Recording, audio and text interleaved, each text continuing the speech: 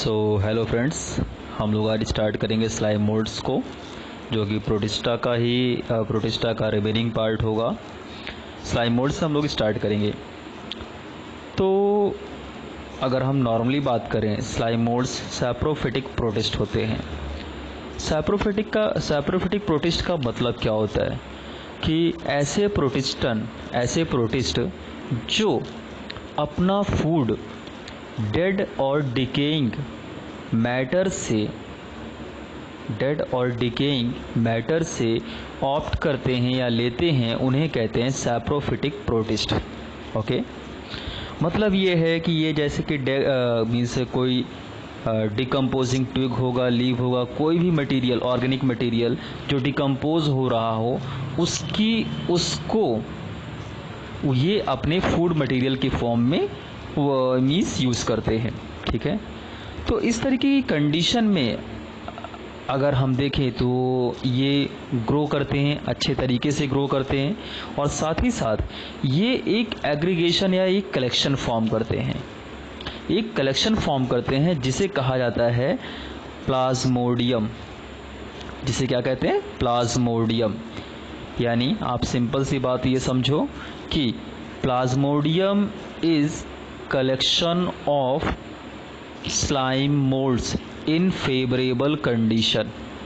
ठीक है, लेकिन जब ये ऐसी कंडीशन में पहुंचते हैं जब इनके पास अनफेवरेबिलिटी मिलती है, यानी कि ऐसी कंडीशन जिसमें ये अनफेवरेबल फील करते हैं या हार्श कंडीशन इनके लिए होती है, तो ये क्या होते हैं, अपनी टिप पर, यानी इनकी बॉडी के टिप पर एक स्ट्रक्चर, राउंडिस स्ट्रक्चर बन जाता है।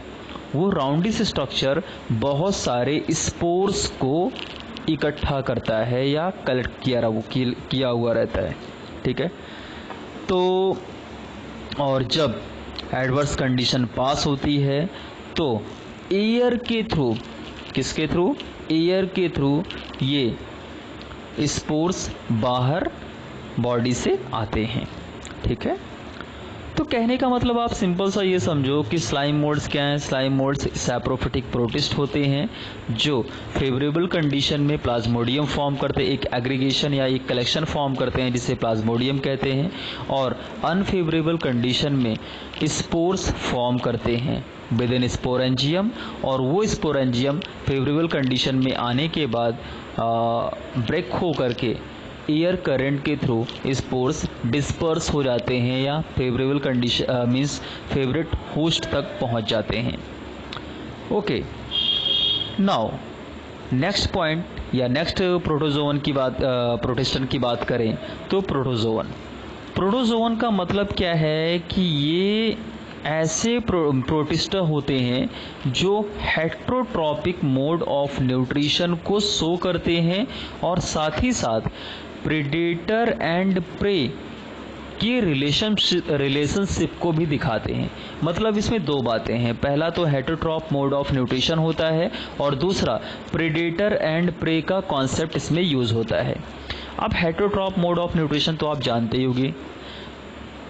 हेट्रोट्रॉपिक मोड ऑफ न्यूट्रिशन का मतलब है कि जब ऑर्गेनिज्म अपने फीडिंग के लिए, अपने न्यूट्रिशन के लिए दूसरे ऑर्गेनिज्म पर डिपेंड होता है, तो इसे हेट्रोट्रॉपिक मोड ऑफ न्यूट्रिशन कहते हैं।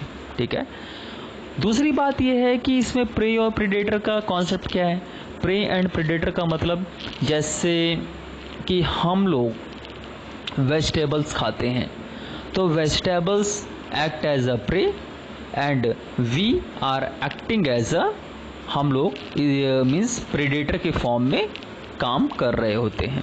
ठीक है, ओके, तो इस ग्रुप में जितने भी मेंबर्स होते हैं उनको 4 मेजर कैटेगरीज में डिवाइड किया जाता है।